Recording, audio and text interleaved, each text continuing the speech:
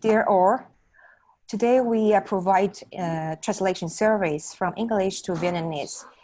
If any kind of requirement, please switch to the channel in France and enjoy our interpreter service by today.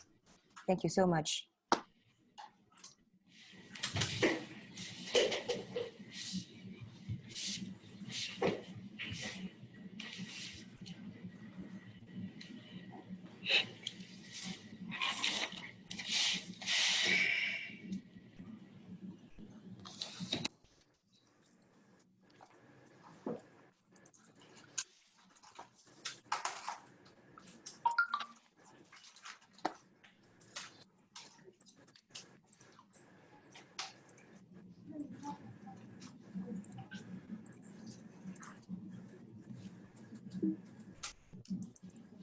Hello everyone, welcome to join our today's webinar.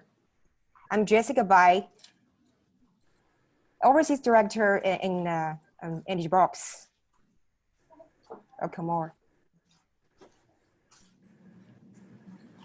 Before we kick off our today's webinar, we thanks for all of our audience and partners, especially from Sky Solar support and our sponsor from Trina Solar and Horizon Solar Energy. First of all, I would like to let you know who we are and what we do. Energy Box is a vertical media company dedicated to the renewable energy. Headquartered in China, we are one of the top 3 most influential media in our domestic markets to enhance business cooperation across the land and inland, and to promote green energy. Energy Box events are held around the world in Europe, South Africa, and South Asia. Up to date, we have had 20+ events on record across the world. We are committed to submitting the traditional media marketing model, inspiring a unique and professional customized team. And not only that, there exists sales consulting, project development, financing, webinar, meetings, interviews, and peer-to-peer service. I would like to guide you of today of our webinar process. It will be divided to 2 parts. The first part will be panel session presenting before getting in Q&A of each session. And the second part will be award renewable energy companies in Vietnam. Our agenda, the first topic will be industrial and development of sustainable energy in Vietnam. It starts from 9:30 and 9:40 a.m. The second topic will be project bankability, solar development in Vietnam from 9:40 a.m. to 10:30 a.m. And the third topic will be comprehensive commercial and industrial system solutions and technologies, start from 10:30 to 10:45 a.m. The last one topic will going to be speed up 12 gigawatt of solar by 2030 in Vietnam, start from 10:45 to 11:30 a.m. Let's check it out how many great speakers that we are having by today. Ms. Doncel, Procurement Sustainability Associate Director from ABNV, and our great hoster, Jacqueline Nant, partner of Factor Energy Advisory, and the CEO from Sky Solar, Samarish Kumar. Chief Global Development Officer from University Solar, Mr. Jose Antonio Minerano. Mr. Martin Bart is CEO of Ecological. Mr. Tom Van Loan, Managing Director from Wales Power Group, Vietnam, JSC. Mr. Wilson Chen, Business Development Manager from Trina Solar, APEC. Mr. Vince is Vice President from SUSI Partners AG. Dr. Hong Jiang, he's the President and the General Manager from Pacific Energy. And another great hoster, Vincent Becker, is co-founder and CFO from Positive Energy, Ltd. And Dr. Valerie Space, CEO of Asia Pacific from Jury Group. And our last great speakers, Mr. Lorenzo Massini. He's a regional sales director from Total Solar Distributed Generation. No more speech, and welcome our first speakers.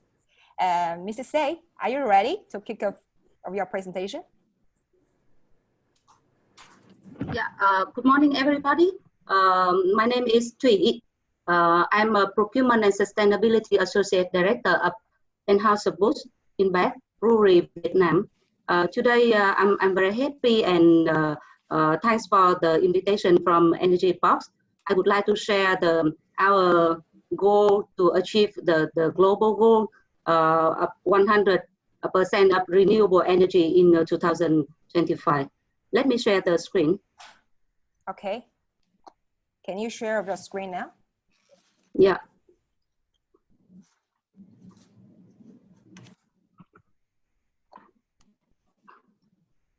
Great. Do you see my screen? Yes, we can see that. Yeah. First of all, I would like to share our company overview of Anheuser-Busch InBev. Normally we are called AB InBev, but the full name of our company will be Anheuser-Busch InBev. We are a leading brewery in the world. You can see the famous brand of our company, and I think that with these three brands, you will know well about that one, especially with the Corona. It links to the COVID, but there is a very famous brand in the world that help us to host the customer during the holiday in the beach. We here have over 200 countries in the world. We already covered the 200 countries in the world with over 500 international and local beer brands. We are global leader for growth according to the survey in the world from 2012 to 2017.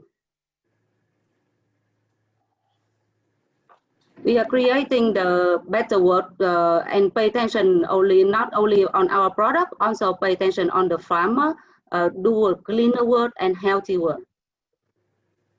Here is our company heritage. You can see that from the 1366, our brewing heritage dates back more than 600 years to Den Hall Brewery. Where is the Stella Artois is first produced. After that, we merged many companies to bring our company to be bigger and bigger. And in 2016, we already merged with the SAP to be AB InBev in the world. And now we are the biggest beer company in the world. We have an unparalleled portfolio of leading beer brands, and you can see in the survey here, we are all 8 of the top 10 most valuable beer brands in the world, each with distinct brand image and consumer position. Here you can see, all 8 of 10 is our brand. And in Vietnam, we are focusing on the brand strategy with the 3 global brands is Budweiser, Corona, Stella Artois, and international brands is Beck's. Bao gồm 3 thương. Our message when we share to the public as well as share to our employees is that bringing people together for a better world. Most of our employees should be introduce this message when the first time they join the company, and they bring that message to their sharing to the public after that.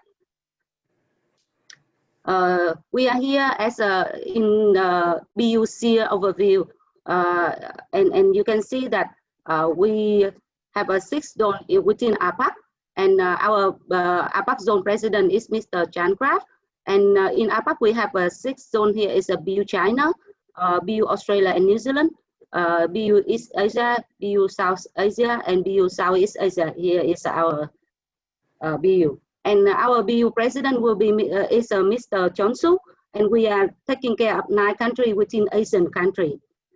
India, we have 9 distributors and 2 breweries in Vietnam. As I shared before, our portfolio is a 7 signature brand, and we here have more than 300 employees. Here's our target to achieve this capacity here. Anheuser-Busch InBev is committed and wish to become a significant player in Vietnam and in Asia as well. So we build our own capability, starting with a greenfield state that link to the protecting environment and sustainability for a global. We built a brewery in V-Ship industrial zone in 2019, 2015, and we have invested with specific plan to increasing our investment with adding more product to our local production. And operating in 5 different regions in Vietnam, we accelerate distribution in Tier 1 city and focus on the state channel sequence or top 8 Tier 2 city. Vietnam brewery leverage for export not only to within Asian country, but also to the Japan. Investing in talent, besides investing on the product, we also investing on the talent pipeline of Vietnamese professional, and we already have the CFO, CPO is a Vietnamese, and engage with the top university throughout the country to attract, recruit, retain the people from young Vietnamese young talent generation. And we also diverse portfolio with the focus on premium and core plus segment, where Budweiser is the iconic symbol of American culture, and first value beer brand has been leveraged as a pioneer of the brand strategy. As I shared before, we are a global Anheuser-Busch InBev have the global strategy to become renewable energy 100% in 2025. Going together with that goal, we also have a plan to apply the solar panel project in Vietnam. Maybe some of you already know very clearly about the Renewable 100 program, that the world's most influenced by companies committed to solve 100% of their global electricity consumption from renewable sources. And we are here in that 100 top listed company to join this very meaningful program. Here is our global sustainability goals in 2025, and we pay attention on the smart agriculture, water stewardship, circular packaging, and climate action. And within that, we are pay attention on this one. Here you can see the data, because we have 2 breweries in Vietnam.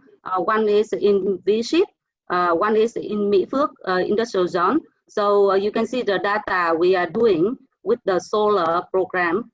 And here you can see we already achieved nearly 1 million kilogram of CO2, reduce the CO2 emission.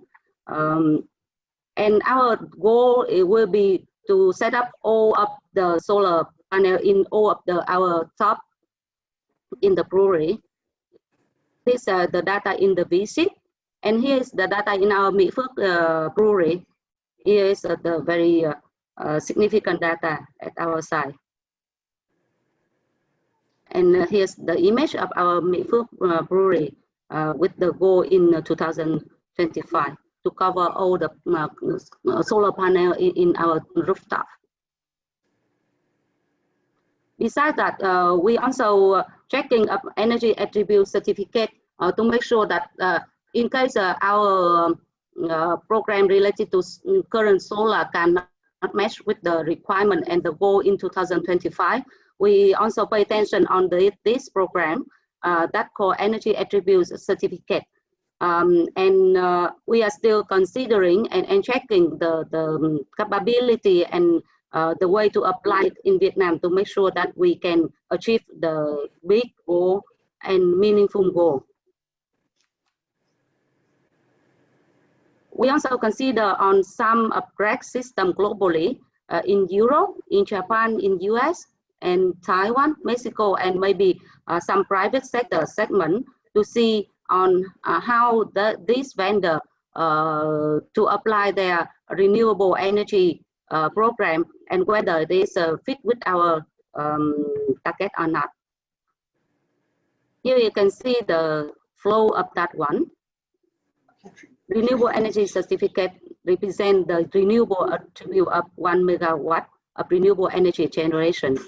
I think that this is not new in Vietnam, but most of our customers are sharing that this is still not very clear on that one. So I hope that through this webinar, we also have receive more sharing from the other hosts and panelists to receive more information and have a clear picture on how to implement and apply for the renewable energy 100% in near future. Here's our certificate from VCCI to certify that AB InBev Anheuser Bus InBev Vietnam is a sustainable business in 2019. Besides considering on REC, we also considering on the direct power purchase agreement that are on hold by the government until they have a clear picture and finalize the program that the customer like us who can join with this program or not, because this is a very interesting program to help us to buy the green energy from the government as well. Benefit of DBBA for key stakeholder, you can see here is power consumption will meet the sustainability commitment. Again, energy price increasing, lower upfront capital requirement, and ensure long-term price certainty. Besides that, assess additional credit-worthy off-taker, lock in long-term off-take arrangement, improve project bankability, and reduce operation risk. Because this is a government project, so hope that we can have the slot to join with this as soon as possible. And I think that with the other customer who also have the solar project in their factory or brewery, they will know this program very well. And the government together with the USS is working on that very details, and hope that in the near future sharing, we will share with you more details on that one and how we can achieve sooner our target. That is all of my sharing.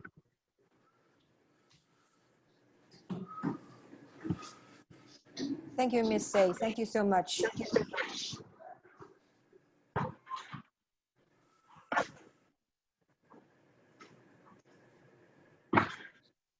So last round, let's welcome our next speakers. I'd like to leave my floor to Mr. Jake Leland. Hey, Jake. Hello, Jessica. Can you hear me? Yes, I can hear you. Good. And I hope you can see me now. We are about to start your panel session now. Fantastic. I'm excited and ready. Okay, let's kick off today.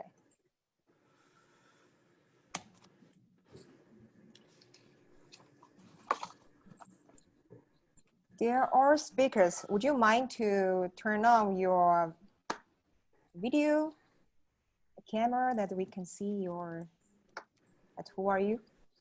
Hi, Jessica, good morning. I think you would have to enable me to, start my video. Is that okay?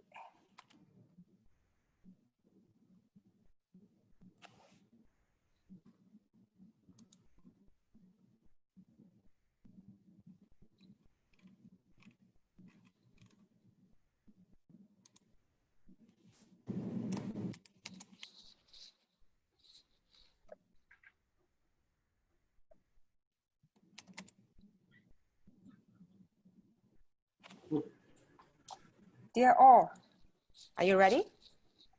Yeah, Jessica, hi. Good morning. I think you would have to enable me to start my video. If you can allow that.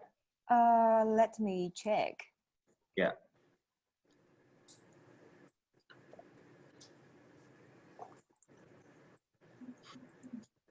Okay, Samrush, right?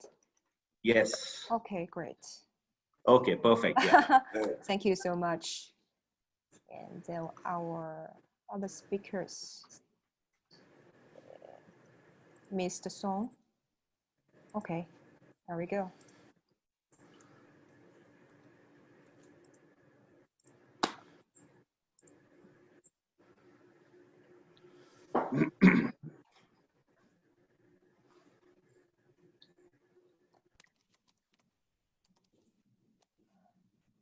I'm happy to see all you guys on face. It's a long time. Okay, Jake, I leave my floor to you. Okay, fantastic. Thank you very much, Jessica. And I'm very happy to have the opportunity to open and welcome everyone to the session today on project bankability and looking at how to accelerate solar development in Vietnam. You know, obviously Vietnam is one of the most exciting stories in the region and has built a track record of success developing ground mount solar, now roof mount solar, and moving to DPPA. So in the context of how to accelerate solar in Vietnam, I think we have to start with the point that that solar has already been developed. This is a very successful program, and we're looking at how to take this forward to future steps. I'm actually very happy to build on the previous session by Dang Tu Thuy of AB InBev, because I think we've had this conversation 2, 3, or even a couple of years ago.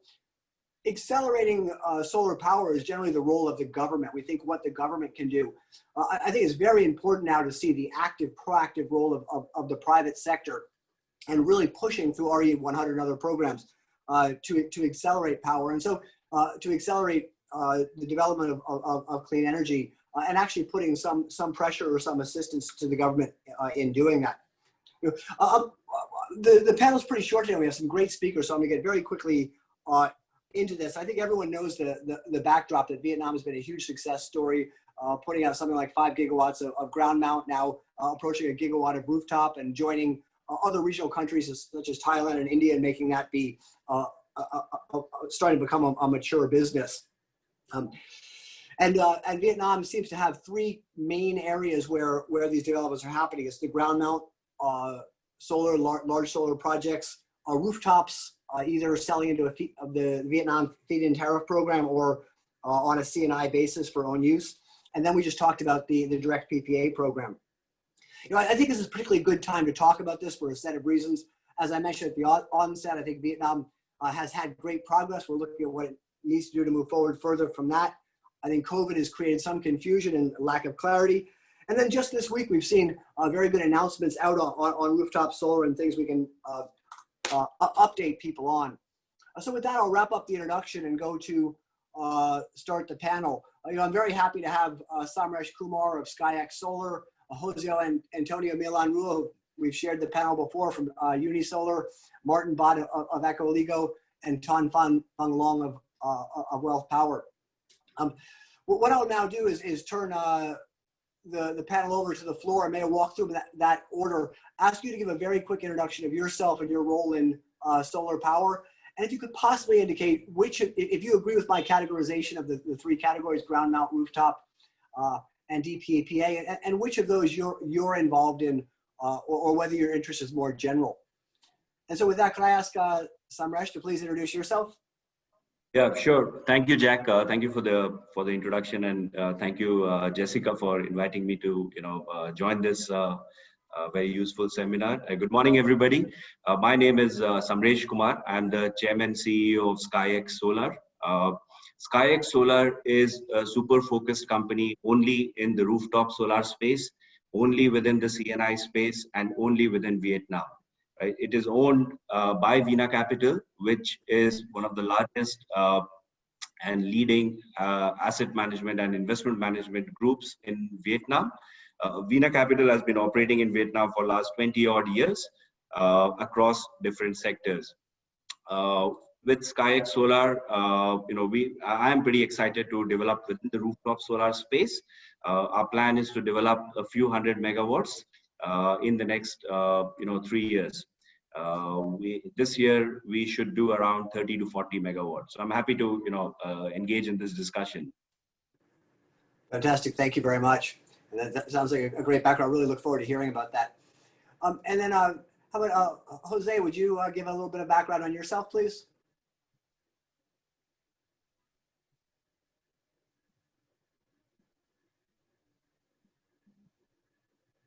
I think, Jose, you're on mute. We can't hear you.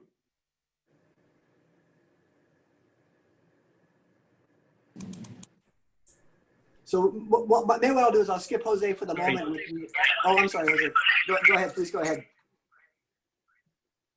Sorry about that. So thank you very much for your kind introduction. So, well, I like to think that I joined this industry probably when 15 years ago, when this was probably more conceptual than a real industry. At the beginning of the European markets, I mean, Spain, Italy, in my case, and Germany.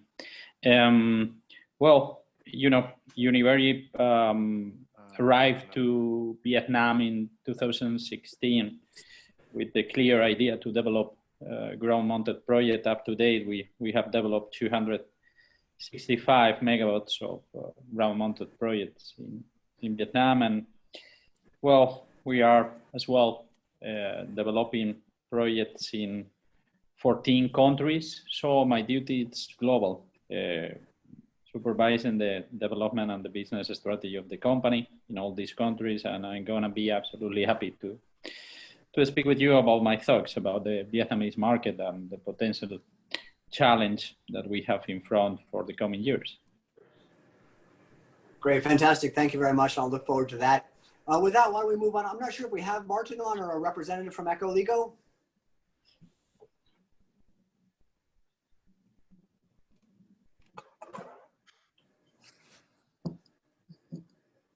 Okay, well, so let me, why don't I move on to Tong Fan Long, and then we can see if Ecoligo is able to follow up afterwards.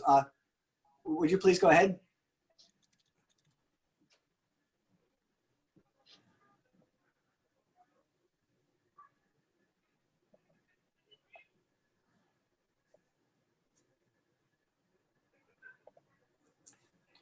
So it seems that some people may be having some trouble speaking. I think for in the sake of time, what I may do is just go ahead with some of the discussions here, and if the others can come on, I'll have them give a brief introduction in the context of the first remark.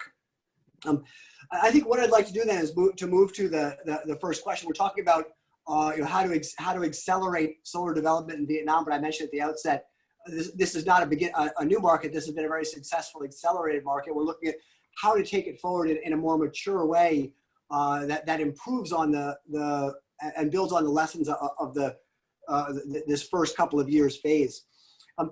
With that, maybe I'll turn to Samresh to ask your views on where the market is now. I'm very happy for you to stick with the solar rooftop space, and we can get to others. I think it is becoming a bit of a niche market. If that's your focus, I think it's a very, very important one. Maybe you could just start us off with the snapshot, particularly in the context of the new announcements that came out this week. What do you think of the state of the solar rooftop business is, and where we are with the feed-in tariff versus the C&I market? Yeah, sure, Jack. I think the rooftop solar space is on an inflection point, right? The regulations are on the it's improving on the right direction. If you look at the capacity which has been developed so far, around this time last year there was hardly any rooftop solar in Vietnam, and we've already crossed 1 gigawatt of rooftop solar within a year, right? According to our internal estimates, we believe by 2030, there's a potential of more than 18 gigawatts which can be developed. Now, of course, all of that would not be developed because it depends on multiple factors. But in my view, I think almost 10 gigawatts can be developed, right, by 2030, which is a huge number. And obviously, there are many advantages of rooftop solar for the C&I segment, right? I mean, there's no land requirement, which is a big issue. There's no transmission issue generally, except in a certain provinces, and licensing is much easier. Though, of course, there can be much better support on that front. So I think there are new regulations coming, which are helping. And just a couple of days back, when there's a confirmation that 1.25 megawatts per connection point can be built, and we can build multi 1 megawatt in a certain site. So those things helps. Of course, there are a couple of other regulations where if it is supported by the government, which I'm sure it will be, it's just a matter of time. It's a very nascent sector anyways. This will just accelerate, right? Fantastic. That's a very good overview. And I think in introduction, I talked about Vietnam coming on and becoming a mature market like we've seen in Thailand and Vietnam. And I'll be very interested to explore, Thailand and India in this region.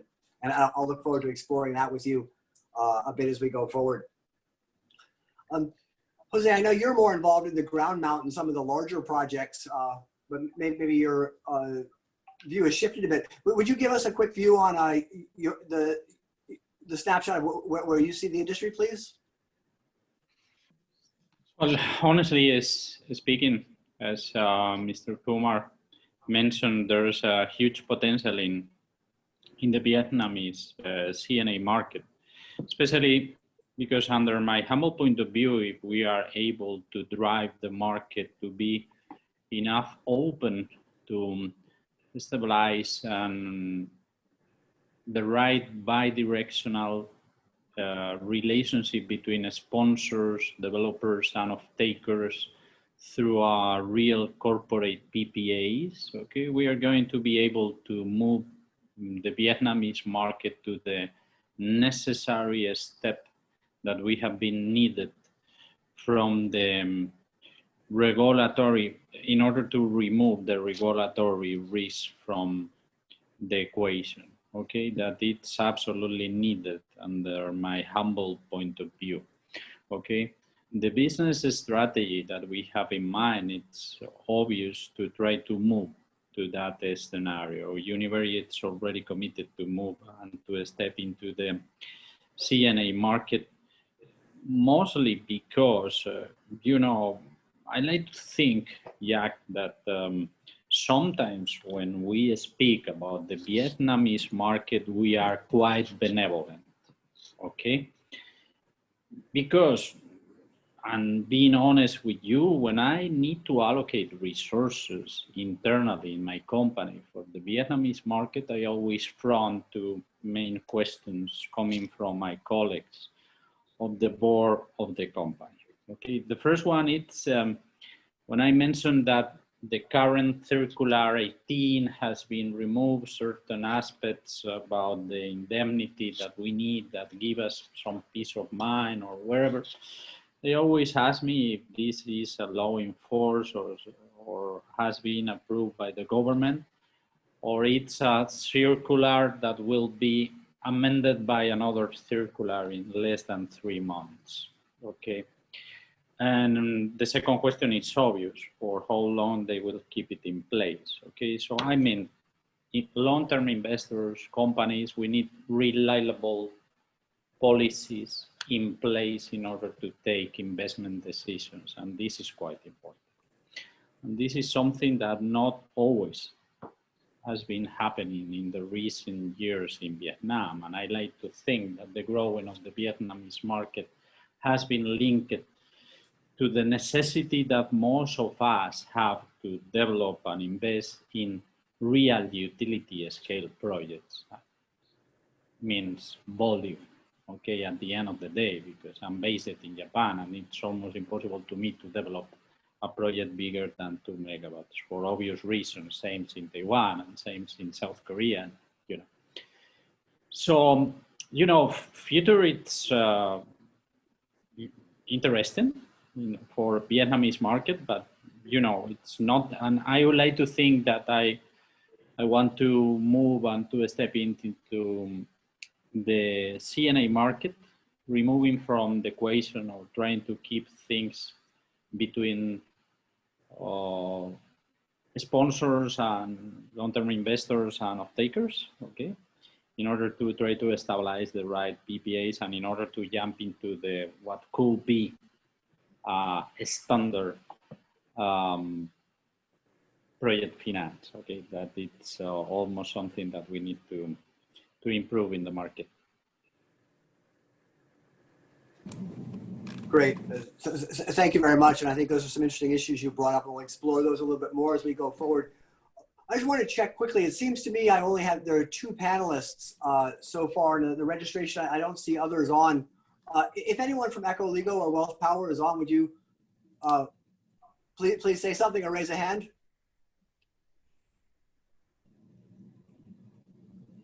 Okay. Is that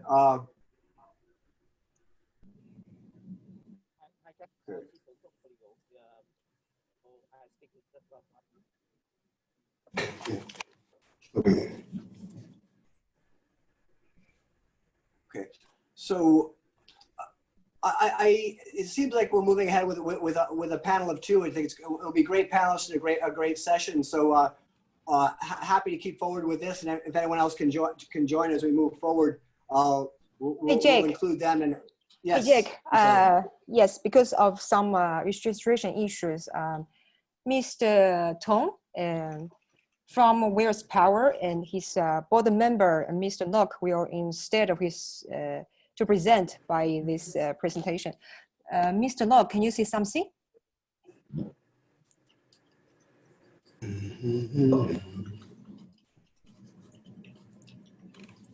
Hello, Mr. Nock. Can you say something now?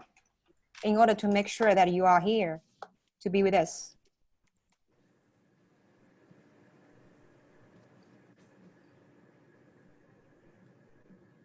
Hello, Mr. Nock. Nock, yeah, I think you'll have to unmute yourself. Hello? Hello, yes, Hello? look, I got you now. Okay. Thank you so much. Hi everyone.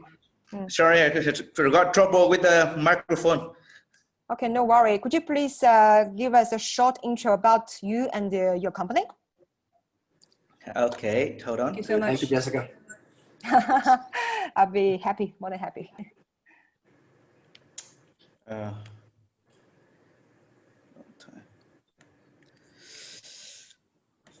Well,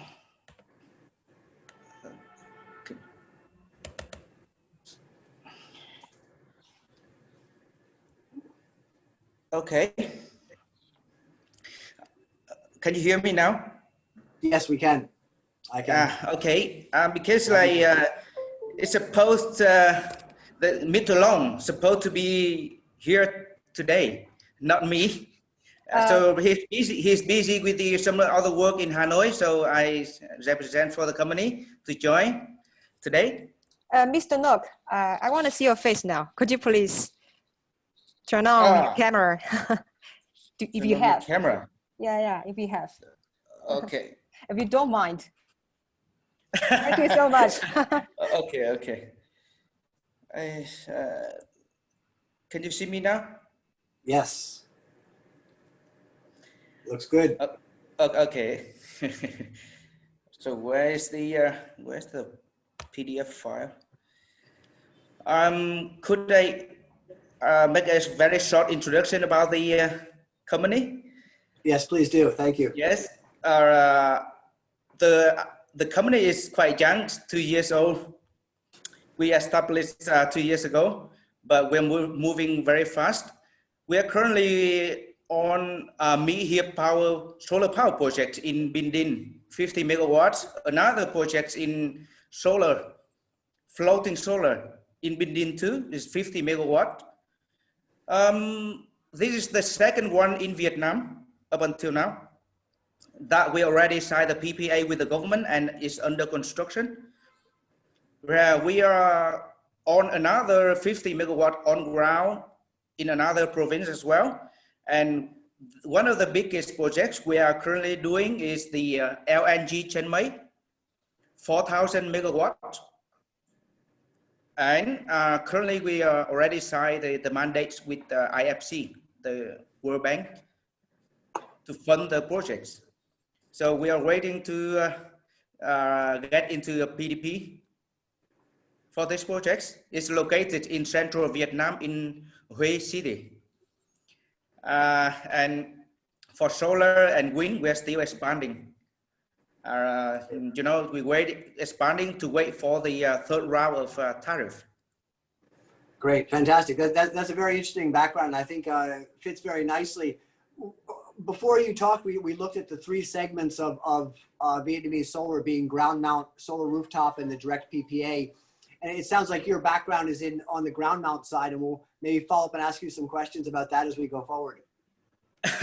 Yes, we are currently on water on ground, Okay.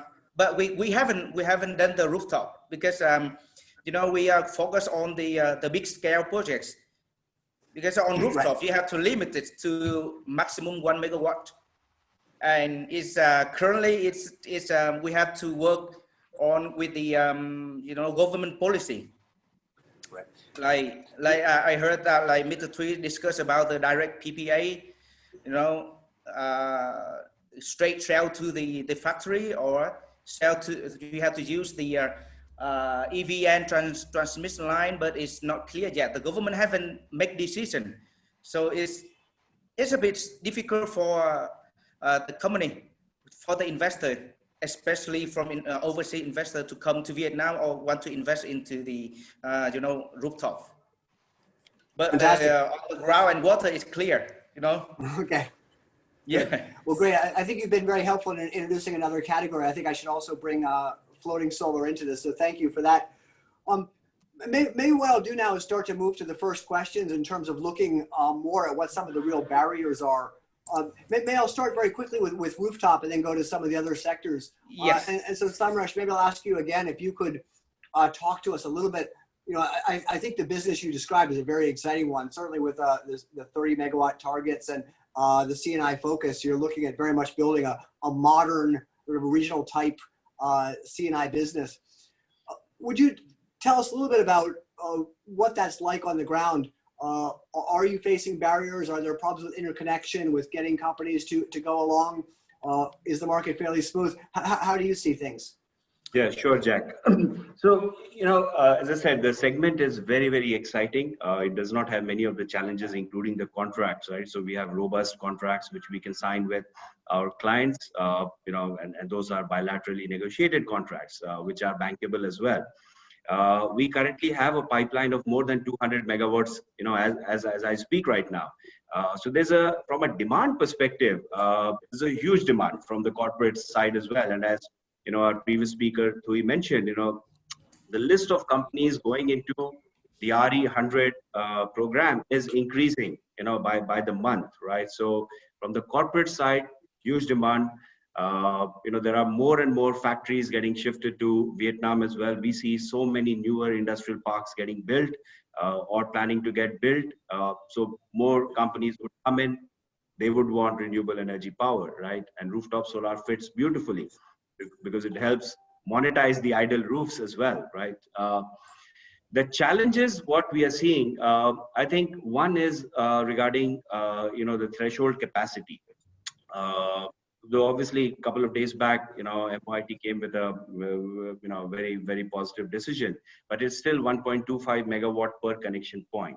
Now, we have a few in our portfolio actually where, you know, the roofs are quite big, and on one site itself, we can build, you know, 4 megawatt, and, you know, in other which, you know, we've signed, we can build 5 megawatt because the roof is so big. Now, of course, then we would have to, we are adding a few connection points, but in a sense, I guess, you know, if the government can increase that threshold in future, it makes it much easier, because it does not, you know, that threshold. Hello? Yeah, because I think that threshold should, if that's, whenever that's increased, that you know, that barrier can be broken, and it can accelerate development.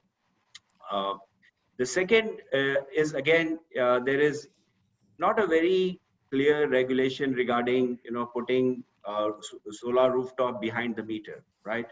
We are looking at one client where, again, in that location, one can put around 16 megawatt, with a few roofs, and they can consume all that power, right? But if we put behind that meter, I mean, it's a little gray whether one can do it, and one could do it through equipment lease and other structures. But I think it would be easier if there is a clear regulation that if we put rooftop solar, it is consumed within that site itself, and maybe the excess is grounded, right? So it does not go back to the grid, because that's where the issue is from an EVN perspective.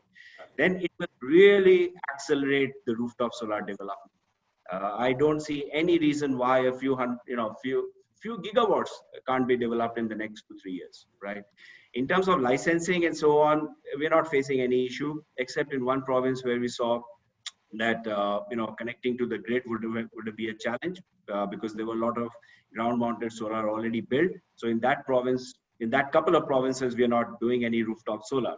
But generally in the south, there is a huge demand-supply gap, and we are not seeing. Not yet. We're not facing any issue regarding, the connection agreements or, the PPAs. So I think from an execution standpoint, licensing, not much issue so far.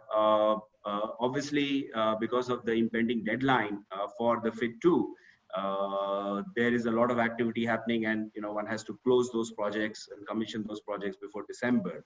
So in terms of having the right people who have all the skill sets is a challenge, but that's understandable. It's a nascent sector. The capacity in terms of human resources is getting developed, but it is getting developed fast. So I'm not worried about the challenges. I think if those challenges are broken, it can only help accelerate. Despite those challenges, huge potential, a lot of traction happening. Great, fantastic, thank you. And those seem consistent with some of the challenges other regional markets are facing, particularly the capacity size. I think other countries here still have those caps, and so I think once there's a success and some progress, those can be revisited.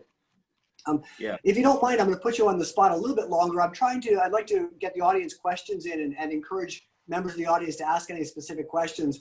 So I wanted to pass one that's come on already to you. Andrew Harris has asked, who pays for the rooftop installation unit cost, and is it insured? What is a typical cost per house? Now, I think the key point here is we're not talking about houses, we're talking about factories. And I think factories could pay themselves and own the unit, or your business model is that you own it and provide energy as a service. But would you talk a little bit, I think some of the audience might like some clarity on that.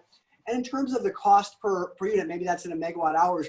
But I think what's also interesting is maybe more, how does it compete? What are your returns? How attractive is this to an industrial user? Yeah, no, I think that's a very good question. So we don't do residential, but for residential segment, it's largely the residential owners who pay for the system, because it becomes very difficult for others to build it out and then maintain those thousands of residential rooftop systems. But we don't do residential. We focus only on the commercial and industrial space, and we are not an EPC company, so we are not a contractor. Now, if the client says, okay, they want to put 100% of the money and own 100% of the system, then we are not the right partners, right? But if they want to put a minority of it and want to, own a stake minority, we are open to that. And actually, what has happened is during COVID and post-COVID, a lot of the companies who were wanting to invest themselves, they've come back to us saying, no, can you invest? Because we want to focus our money and resources on our core business. This is very small. So actually, from that perspective, COVID has helped us, if I may say so. But our business model is, we go to a factory owner, say AB InBev, for example, and we say, okay, we will build rooftop solar on your systems. We will put the capex.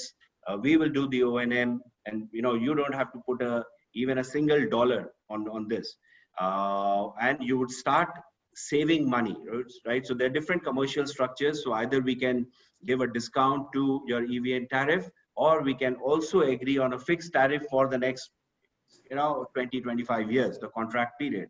So then you're sure when you project your costs for your business going forward, you have certainty in terms of power costs.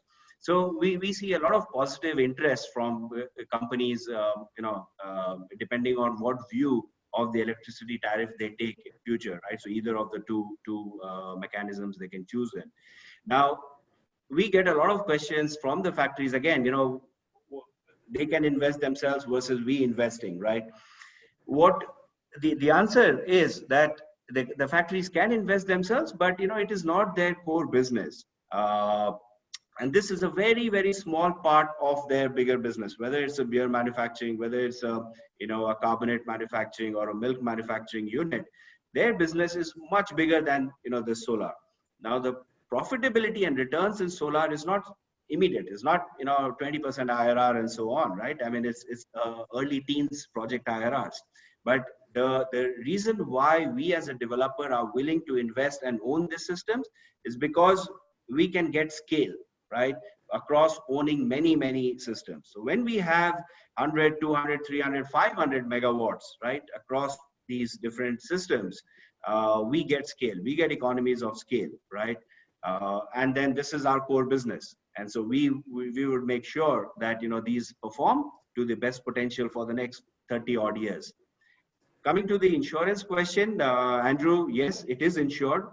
So this is an asset, and this asset has to produce that electricity, which it is intended to produce for the next 20 odd years. So we ensure not only the system, but we ensure third-party, damage as well, because these systems are built on, the roofs of somebody else. So there's third-party liability coverage as well. Great, thank you very much. I really find the regional C&I business to be a fascinating market in general and an interesting emerging sector, and the real industrial focus. My belief is that Southeast Asia has a unique industrial small manufacturing business, and so the way the model is developing here is an industry-focused model, not so much like maybe a more subsidized residential model in the Western countries. This is a fascinating topic, and there are a lot of great questions coming to you, so I think people would like to hear more, but I think we're a little bit pressed for time. So I may shift over to look at the ground mount and maybe some ideas on whether floating solar is viable.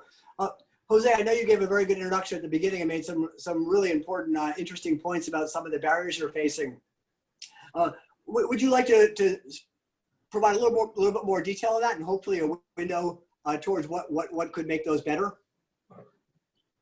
Of course. So speaking about the utility scale projects, and coming back what you mentioned, there's another point. There's another huge important point that it's linked to the grid congestion. Okay, so the reality is in certain areas of Vietnam, utility scale projects are suffering curtailment.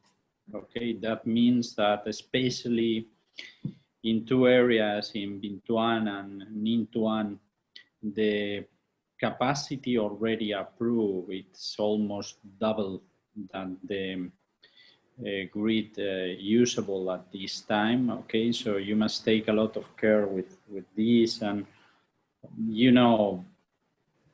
taking a look about other markets in which we have been involved and that has as well, and that had in the past, the growing expectation that the Vietnamese market has already, maybe in order to improve the grid infrastructure. It's only an idea, but I mentioned before, maybe to start a competitive process to tender for subcontractors in order to improve the timelines for the reinforcements and the reinforcements of this grid infrastructure. I think that maybe it could be convenient, because here we are already speaking about solar, but wind power, it's coming up to Vietnam, and in certain areas we have been mapping that almost until 2025 the grid congestion will be real, and the impact of curtailment in certain areas could be an important issue. to mention. Okay, I think that and I will like to keep on track about my recommendation to the Vietnamese government in order to start a competitive process for these new grid infrastructure reinforcements that will be needed in the country. For, you know, I think that usually works to start a competitive process in terms to reduce the expected timelines for these infrastructure in order to create these infrastructures. As well, you mentioned an important point for utility scale that has been the movement that the Vietnamese government has done in terms to approve interesting tariff as well as subsidy for floating solar. I think that it's convenient because in Southeast Asia, especially, has a lot of makes a lot of sense to develop this kind of installation, and I'm seeing that has real potential in a country like Vietnam, in which water ponds and reservoirs are almost everywhere. You know, I think that make a lot of sense. And in terms to the usage of this water surface, it's always interesting because obviously, and this is not a problem in Vietnam, but we suffer day by day in South Korea, Taiwan, and Japan, in which civil works is so challenging to us. So I think that this is an interesting movement, and I really think that it's going to be as well an interesting aspect of the utility scale. And you know, I think that from utility scale as well, I would like to open up, because I would like to hear about my colleagues of this panel, or their point of view, because, you know, everyone is looking to answer what's gonna be the next, okay? Because, you know, link it to the levelized cost of energy. Vietnamese market for utility scale must enter into some sort of competitive process, as I mentioned, in order to change the subsidies to maybe competitive process. And I'm not sure if my colleagues are seeing potential in some sort of auction tenders for the coming 2 years. Do you think that the market is already prepared to start this kind of process? Vietnamese, do you think that will need an additional support coming from World Bank? Do you think that finally they will be involved in this? So I think I'm happy to hear what you think about this. Great, fantastic. I think that's a very nice summary and a good introduction for Wealth Power to maybe add a little bit on their views on the utility or ground mount sector. And I also want to take an opportunity to check in with Jessica on time. I know that there are other panels waiting and we're getting close to the end. I hope we'll have a chance for Wealth Power to wrap up and then see if there's any other time. How do we sit, Jessica?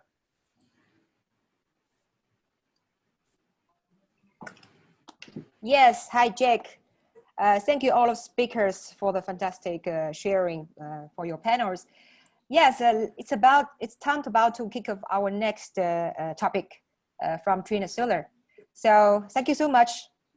See you guys next time. Thank you so much. Okay, thank you very much, Jessica. Thank you for the panel. I think there's some very good questions. Hope we'll get a chance to answer those in writing. It was I think it was a very active audience, and I hope we can follow up in that way. But thank you all very much. It was a great conversation. Thank you. Thank you very much. Bye-bye. Thank you very much. Bye. Hi, Wilson. Yeah, hi, hello. Yes, it's time to kick off of your topic. No worries. Yeah. Before we kick off of your topic, I'm glad to introduce Mr. Wilson Chen from Trina Solar APEC. Wilson is currently the business development manager in charge of the APEC region and is well reserved in both technical and commercial matters for the solutions business. He has over 7 years of experience in the solar EPC business and worked as a PM with international EPCs such as Phoenix Solar previously. Clap your hands. Let's welcome Vincent. Are you ready? Sure. No worries. Thank you. Thank you so much for the introductions. And thanks, Jack, and the rest of the panelists earlier for the very, very fruitful and informative panel discussion. I think that was very interesting to me as well. Let's see. Let me first share my. Ooh. By the way, I'll need to stop the screen sharing that's currently being projected by Energy Box. Is that all right, Jessica? So that I can present my deck. Yes, it's all right. All right. So just give me a sec right now to set up.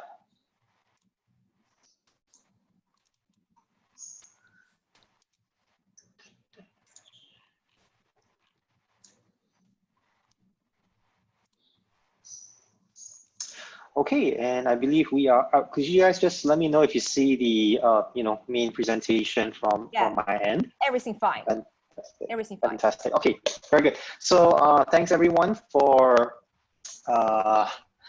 hosting this event. So I'm gonna start my presentation right now. Basically, my name is Wilson, and I'm a business development manager from Trina Solar, the system solution based in the APAC office. So today I'll be presenting on a few points. Let me see, sorry, the slide. Okay, there we go. So let me start by introducing a little bit about Trina Solar, and subsequently I'll be informing everybody of what is the newest technologies that Trina Solar is coming up with for the end of this year and going all the way until next year. Subsequently, I will then move on to some of our commercial solutions, which is where I'm from. Not only do we offer typical solutions business in the sense of building a solar plant, I'll also be elaborating a little bit about the rest of our solutions that we offer, such as Trina Pro and Trina Aurora, which are a tracker and a monitoring system solution respectively.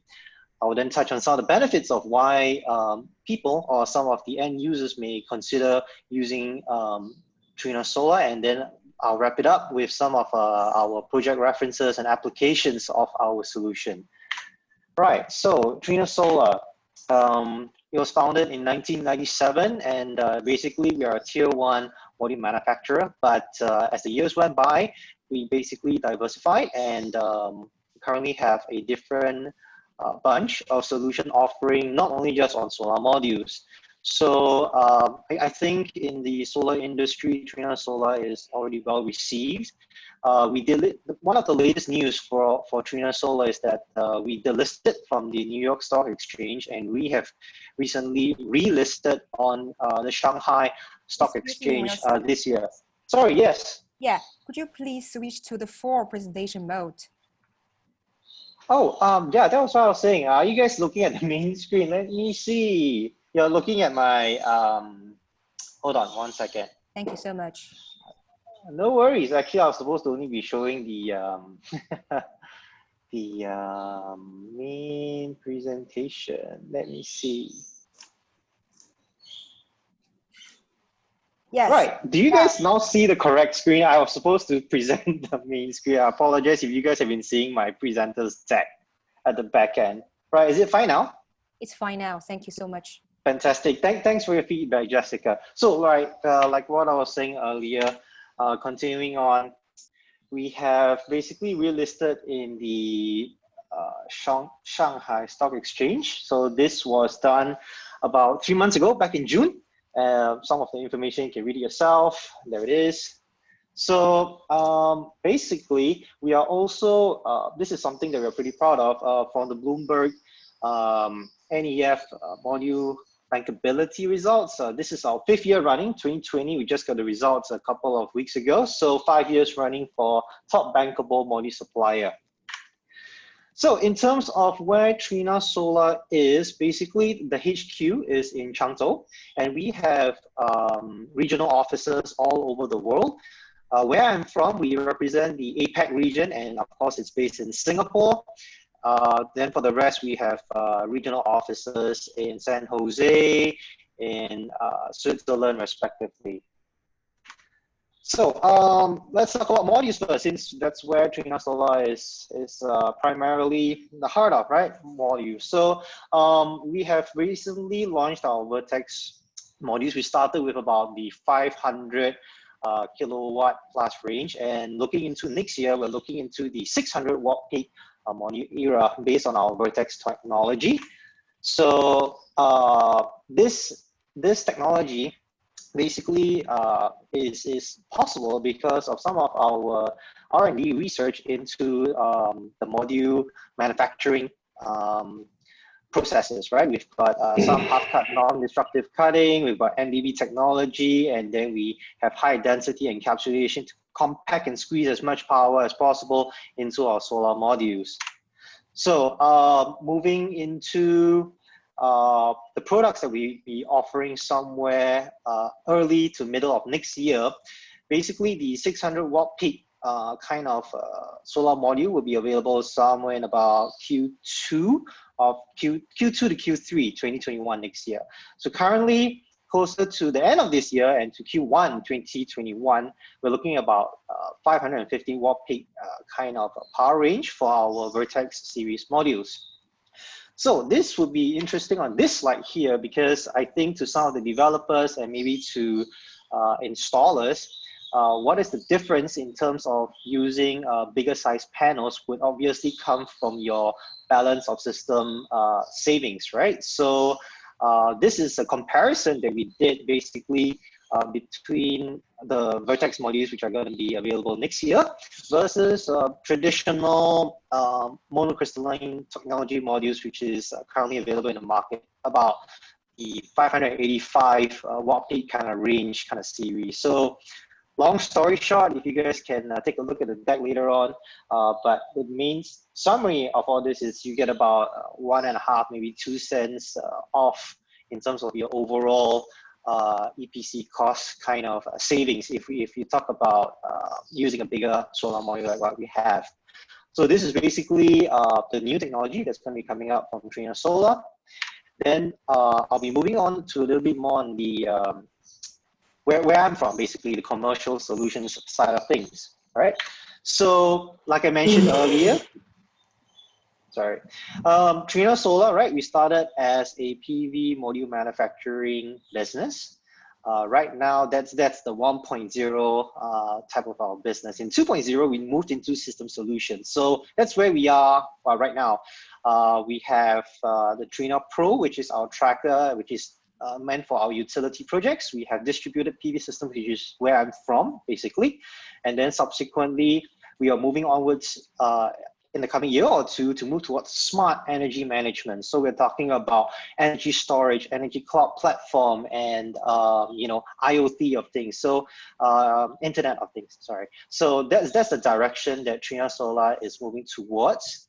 And maybe I'll explain a little bit about where I'm from, basically the system solutions side of thing, right? So basically in Singapore, I have a team with me. We've got an engineering office here in Singapore, and we work around the APAC region offering system solution designs and construction to any of our customers and developers in the APAC region. So starting with project development, basically we assist our end users and potential rooftop owners or ground mount owners and our developers to help them to do feasibility studies, engineering studies, help them to do some financial analysis, etc., etc. Some of our end users also, for example, if they are like earlier mentioned by Samraj and the rest, right? They were saying that some of the end users, solar to them is but just a add-on business or something that they want to do for the earth, you know, pursue renewables. So to them, it's not their primary business. So we work with developers to offer both financial and the engineering solutions together to end customers, basically. So after that, we talk about pre-construction, right? Detailed design engineering. We basically do layouts, simulations, detailed 3D simulations, and we help to offer solutions which are basically tailored for each country, because each country has different grid requirements, permit requirements. So we help the end users and our developers to come up with a proper end-to-end solution, right? So if everything moves on fine, we actually talk about securing a project, then we talk about construction. So we'll deploy basically our team out to various countries in the APAC region to assist and to also monitor progress of construction. We have our own equipment, our own reports, a very detailed and strong engineering team. We've already built megawatt rooftops and utility projects in Thailand, Pakistan, Bangladesh, Indonesia, for a few, right? So after that, we also offer O&M services, monitoring the plant. Basically, if you see the bottom left, that's actually our in-house monitoring platform called Trina Aurora, which I'll explain in the next slide as well. Trina Aurora is actually can be used for a variety of monitoring, but of course, for the solar part of things, we use it more for a basic real-time solar monitoring of PV plant. So like I was saying, Trina Aurora, it's something that's developed over in our HQ in Changzhou. What we typically use it for is for the second column, which is the C&I segment. But we also use it for, it can be also deployed to other platforms, such as in some of our buildings in China. We've actually integrated the solar system with the existing building management system, and we have a so-called smart building, in terms of managing generation of renewables and also managing the existing use of the M&E services and the power consumption. Then, like I mentioned earlier, we have another solution. This is more for the utility scale. It's basically Trina Pro. Trina Pro is a combination of a tracker system which we acquired like about 2 years ago now, called Enclave. It's a Spanish tracker system. Basically, we bought over and acquired Enclave, and subsequently we designed and enhanced it with our Trina's bifacial modules and our own proprietary software algorithm for smart tracking. So all this combined with the fact that it becomes an all-in-one solutions package helps to optimize the supply chain and your delivery efficiency of a utility plant in terms of some of these major components as well, the trackers, the modules, and also the inverters. So then let's talk about some of the benefits then.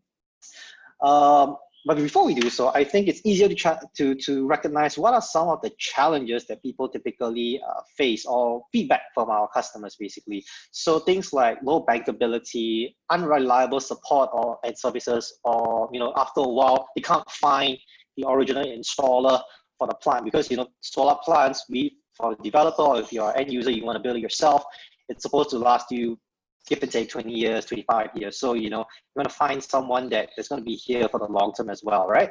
And some of the important feedback that we also got from our customers is on quality control and safety, right? Like this, basically, a lack of QC basically led to site issues. We had burnouts, we had leakage on the roof, etc., etc.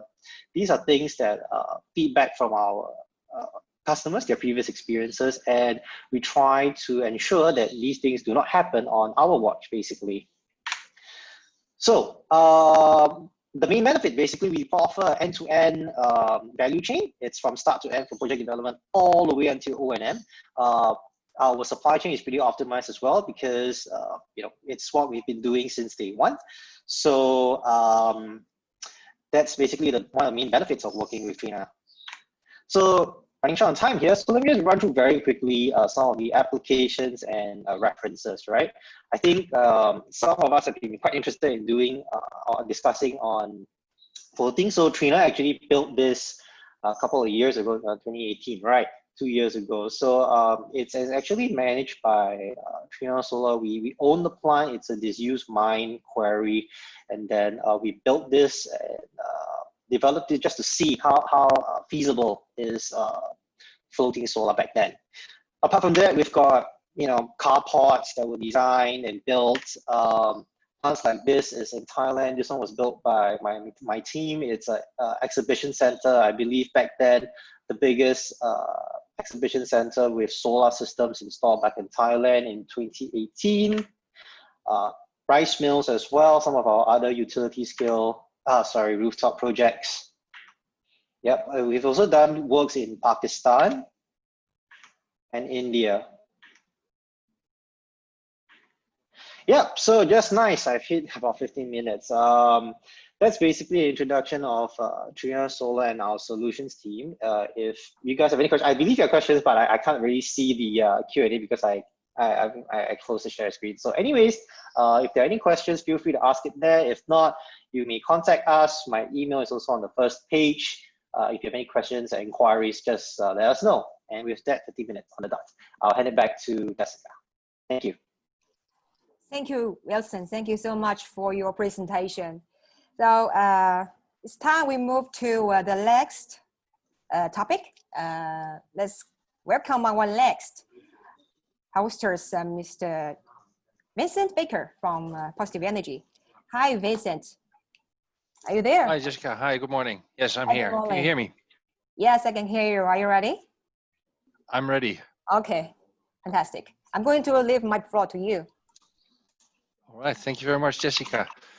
Now, thanks everybody. Good morning. Now, we heard some great discussions today about Vietnam solar industry. And with the next panel, it's actually time to look into the future. The government has an ambitious plan to deploy 12 gigawatts of solar power by 2030, which I believe was recently even increased to 13.5 gigawatts. So for the next panel, we're going to discuss how is Vietnam going to get there. Now, let me first take the liberty of introducing myself. My name is Vincent Bakker. I'm the CFO from Positive Energy, and we help renewable energy projects to fundraise, bring them in contact. So we connect developers and projects on one hand to investors.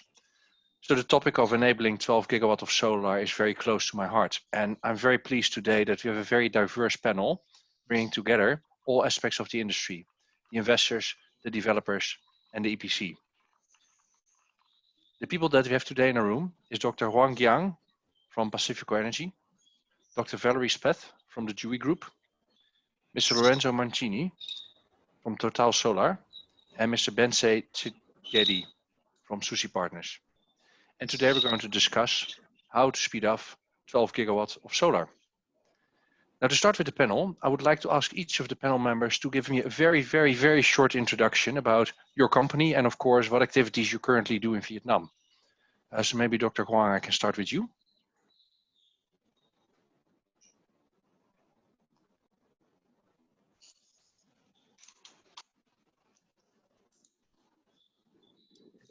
Good morning, everybody. Good morning. Yeah, you can call me Dr. Huang Giang. I am the president of Pacifico Energy in Vietnam. In Japan, Pacifico Energy have about 1,000 megawatt of the solar, either under operation or construction. And in Vietnam, we have one solar farm, 40 megawatt, operated from last June. So far, everything is okay. And we also plan to develop the extension phase, which is actually double, more than double, around 100 megawatt of the solar farm for the future.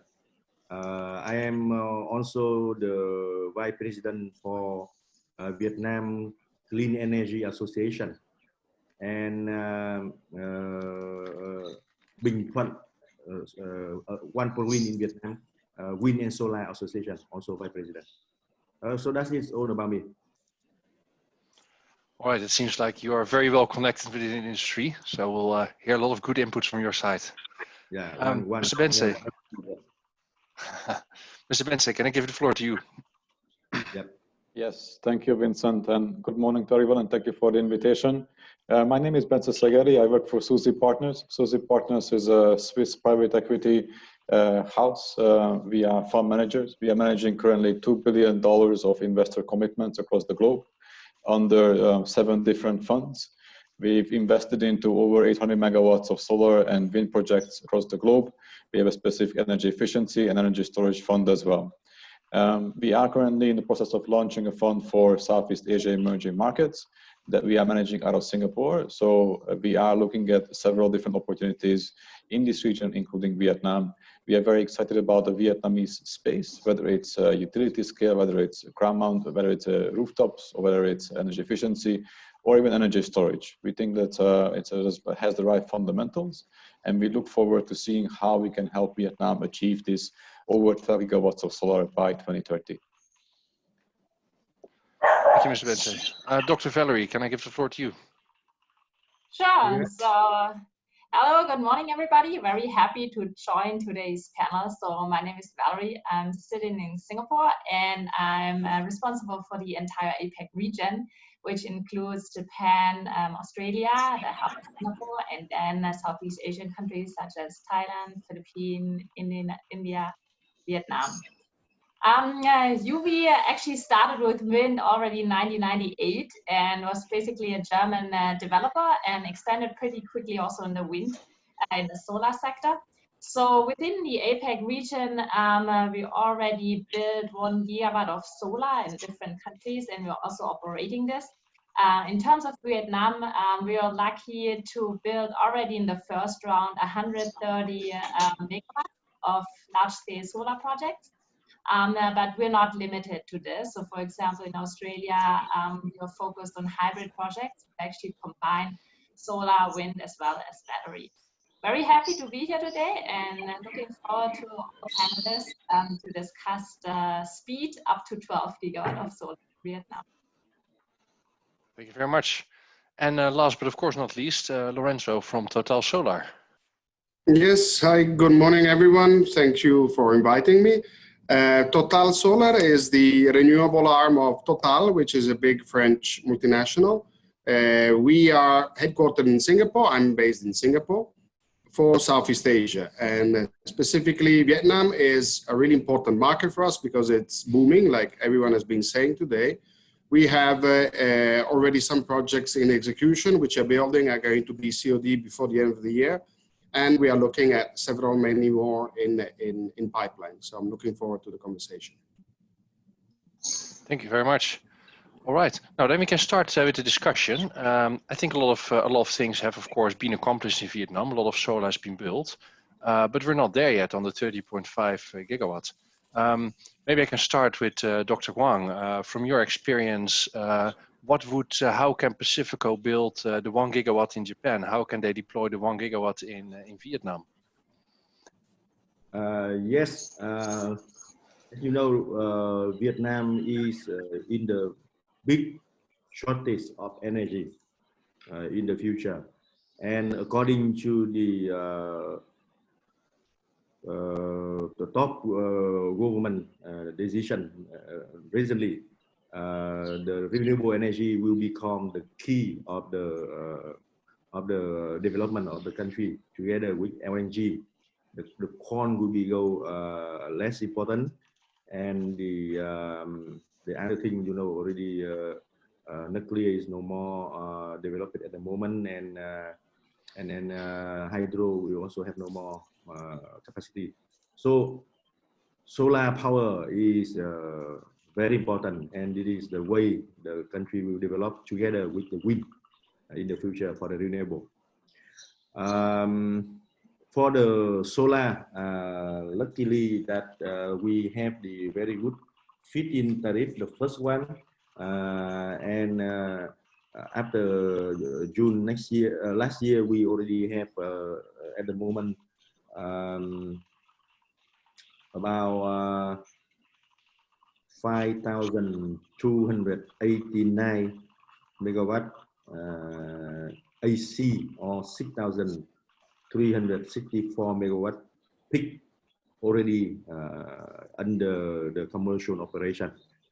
So this is quite a big part of the country power mix at the moment. Some of them have problem of the curtailment due to the weak network, the grid built by EVN, but the situation is improving now, and we expect that very soon all the solar power plant under operation now we can generate 100% of the capacity. And you know that the solar have the time of the kind of stop after June last year until the May this year without the pricing, and now the picture is only applied for some of the project. For your information, those projects also now under the very good development construction, and the majority of them will finalize at the end of this year as the plan. That is about the farm. And for the rooftop, there is also because the rooftop still have the good price in our consideration. Of course, it's less than before, but still good. That's why now there's many developer now focus to do the rooftop, and we also expect also a good number at the end of this year.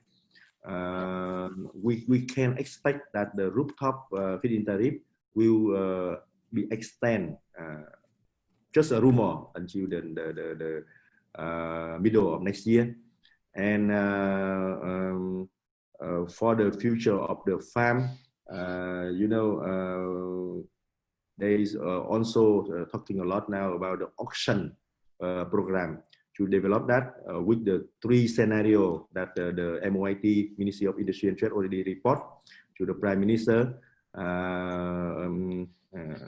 If you want, I can share about this later, but maybe not much time. But it is the future for Vietnam solar farm and rooftop.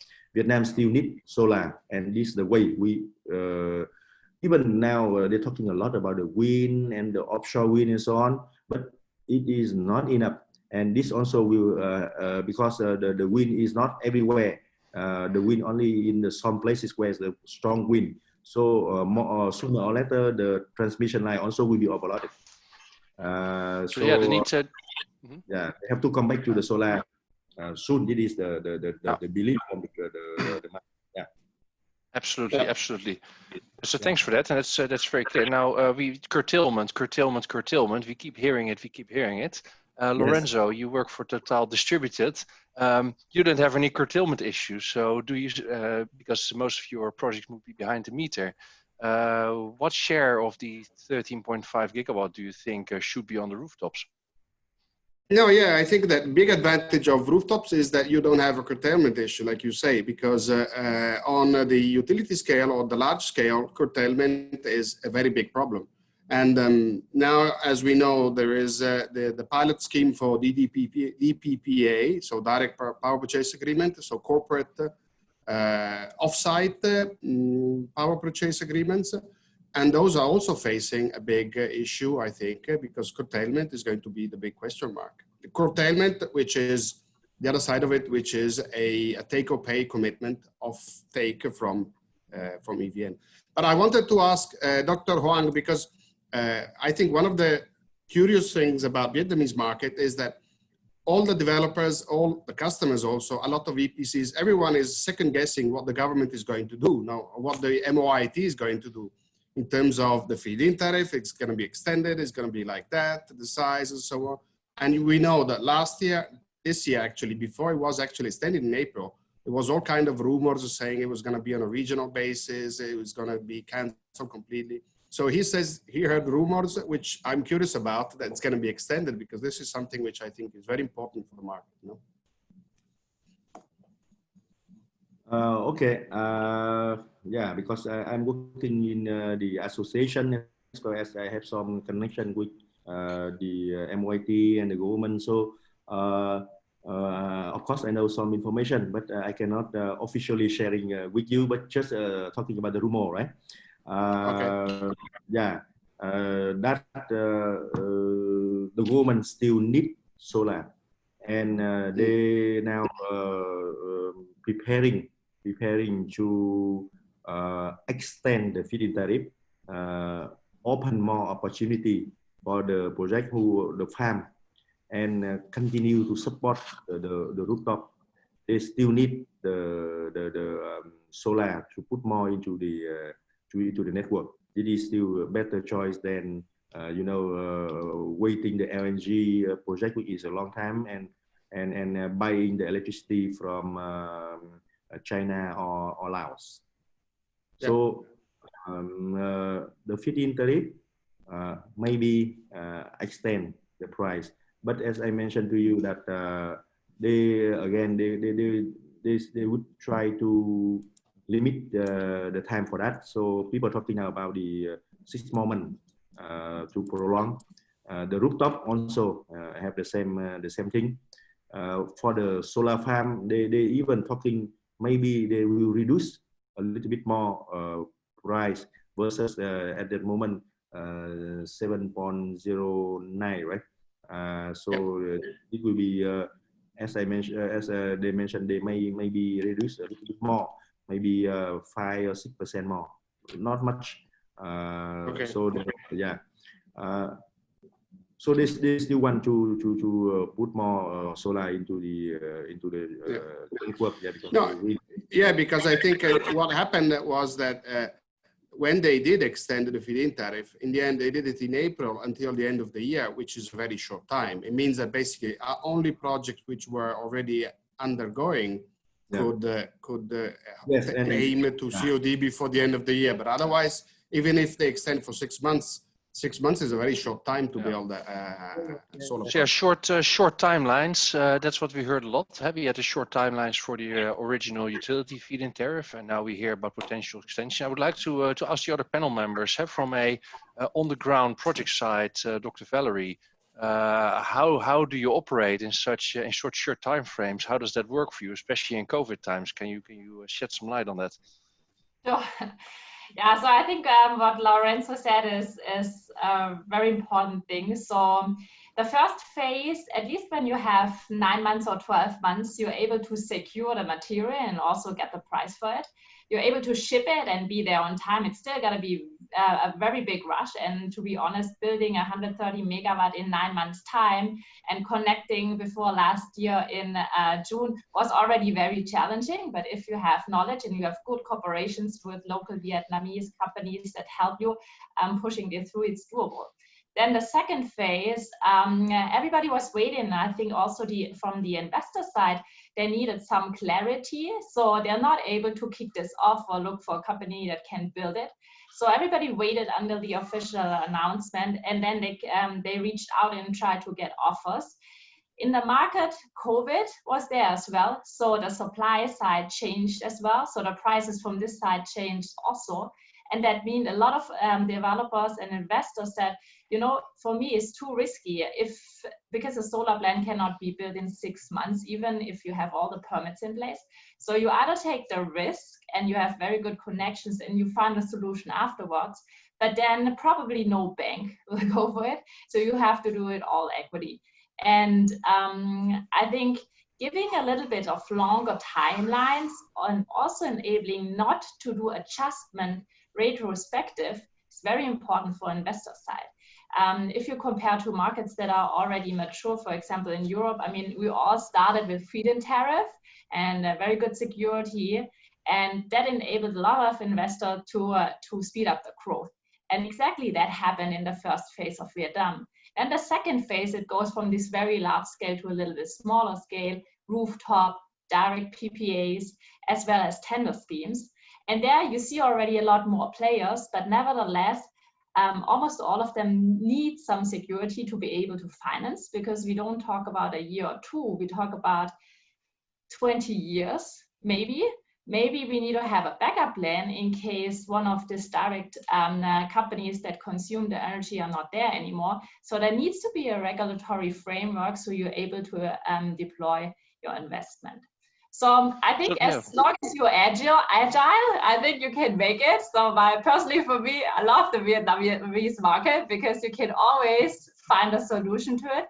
But I think to actually make this 12 gigawatt or now 30 come true, some stable framework that lasts longer than 9 or 6 months would be really helpful. So a stabler framework with a longer time for execution. It sounds like that's one of the components that I hear from everybody to enable the 12 gigawatts. Yeah, looking at you as an investor, Bensay, what would Vietnam or what would the market need to do for you to say, you know, that South Asia fund that we're raising, we're going to put it fully in Vietnam tomorrow? What needs to happen for that? So I agree, I think, with the other panelists as well, right? We need a stable legislation. We need clarity of what's going to happen in the market in the next 5 years. How is curtailment going to be addressed? What are the next upcoming schemes? And we talk about these upcoming schemes in the auction as well as the DPPA. I think still these are in the works. Hopefully these get, I think, approved relatively soon, or there is even at least more clarity about it relatively soon. And most importantly, we would love to see underlying agreements to be a little bit more bankable for foreign investors, at least addressing the curtailment risk. Because that's honestly the biggest risk around Vietnam, right? The FIT is one thing. Everything can be done, I think, relatively quickly. I think it's a mature market by now in the supply chain as well. From a foreign investor perspective, we've seen the payments coming in for the underlying projects. So there has not been an issue around EVN offtake. Simply the curtailment. I think that's what we look at. So basically having a good visibility on what's going to happen in legislation, having good visibility around the underlying agreement structures as well, that I think would be the key for us to be able to put in more money into Vietnam. Yeah, the curtailment, of course, it keeps coming up, and we understand that, because if your field is shut down, then you don't get paid. At the same time, a lot of European companies also have European PPAs, also not necessarily 100% take or pay. So what level of comfort can Vietnam offer to investors that is secure enough for you to make it bankable, but at the same time not make it excessive, not lead to excessive charges when there's a small incident in the grid? Look, so I mean, I would love to see some sort of a cap around the curtailment. That is simply because the grid is congested. It does come back to around planning as well, of course, not just simply the agreement bit. And I think the third bit that could be improved or inserted in some way is that if there was a way to deploy utility scale energy storage, I think that would unlock a lot of the potential curtailment issues, even if I think the developers would need to take some of these costs. So I think there are several ways around it, either planning, either the contracting, or either the energy storage bits. It's really, I think, up to the government of how they would like to address this. Yeah, talking about storage, we don't see too much storage in Asia yet. I'm curious, Dr. Valerie and Lorenzo, did you work on any storage project? Do you see any application, either utility or behind the meter? Well, if I can start, then Valerie maybe. Storage, has basically 3 applications. One is off-grid, which is not the case for Vietnam specifically, and the other 2 are arbitrage or the demand charge flattening. Basically, demand charge is not an issue. There isn't in Vietnam. Arbitrage is something which is potentially possible, and we are exploring some opportunities in Vietnam because the difference between the nighttime price, grid price, and the peak price is very high in Vietnam. It's one of the highest. So that would open some opportunities for charging and a storage system, a battery during the night, and then discharging during the day. You see the same thing, Dr. Valerie? Sorry, say again?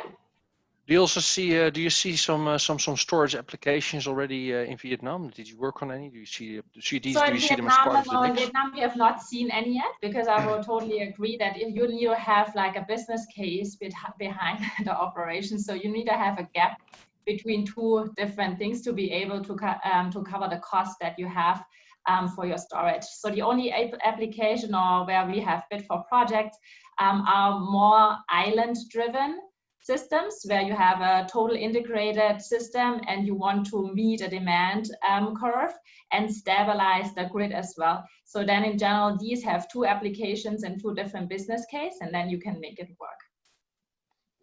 Okay. So yeah, the grid and potentially with some storage could be part of the solution. Now, another way to accelerate the deployment of renewable energy is, of course, to squeeze the investor. And it seems like there's a bit of room there, because if I look at the feed-in tariff prices, we're talking about 7 or 8 or 9 cents. And we look at Malaysia, which is not too far, and LSS3 was standard at 4 cents. So isn't Vietnam maybe overpaying? Is an auction maybe a solution to get double the capacity as half the price? Probably yes, but an auction would require, an auction is only practicable on solar fields, on utility scale. It's not practicable on rooftops. And solar fields, utility scale, require a robust and reliable grid, which is the problem that Vietnam has now. So I think that the underlying problem is really that Vietnam is trying to go through the process of development of the electricity system, including infrastructure, in a very shortened time. What's happened in other countries maybe over a period of 20 years. In Vietnam, they're trying to do it in 5. Yeah, and I think maybe to add on this, on top of this, right, you have a guarantee in Malaysia 21 years for pretty bankable off-taker. So I think this also factors into what investors or other people in the market are willing to take as a risk premium. But didn't Myanmar just do a 500 megawatt tender, Vincent? Exactly. So the Myanmar was a 1 gigawatt tender, and the prices range from 4.5 cents maximum. And Myanmar has no track record in terms of payments, and the underlying agreement was not terribly bankable, with a very short construction time allowed for this project. So I'm very curious, honestly, I think the tender and the auction processes, they do result in one of the best economic solutions for countries such as Vietnam. I do believe that the models such as Vietnam, such as Egypt had previously, where they provide a lot of the land and the infrastructure ahead of the time, and then they tendered out the plots, that makes probably the best result, because that takes a lot of the development risk as well. And if you can couple this again with a bankable PPA, where people are able to take international financing on these things, then they are of course able to, I think, offer more competitive bids as well. So I think again, it comes back to trying to develop something that is bankable, large scale, managed centrally. Definitely you would see 4 cents range in Vietnam. I have no doubts about it. I think it has the right fundamentals. Dr. Wang, what is the sentiment? You speak to a lot of people in the industry. What is the sentiment towards upgrading the regulations, changing the tender, going from a feed-in tariff to a tender process? What is the sentiment to go to this 12 gigawatt?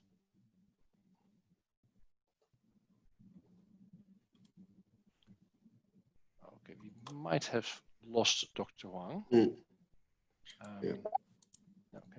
Well, in that case, I'll go to my next question. So I think we heard some ideas, right? There needs to be a more stable regulatory framework. We want to have less curtailment. So those are the things, and a shorter time, a longer time for which the regulation is valid. But I would also like to ask yourself a bit. Of course, working in very developed markets, Pacifico have worked in Japan, Vincent is originating from Switzerland, Total from France. Yes, there's a regulatory framework, but also the returns are lower, and the returns tend to be higher in Vietnam. So a certain amount of risk acceptance might be required. So my question maybe to Vincent is, what could your company do differently within the current landscape to do more? Well, I honestly think that we just need visibility on the regulations. I mean, if the PPA remains not bankable, we need to take the curtailment risk. That's fine. I mean, we just price it into our return expectations as well.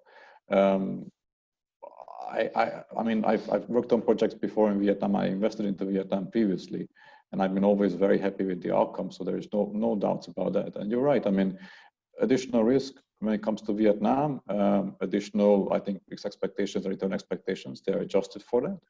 And so far, I think that's fine. That has worked. But I mean, if you want to expand the market and scale it up even further, there will be some critical issues that eventually you will need to address, such as the curtailment of the grid stability.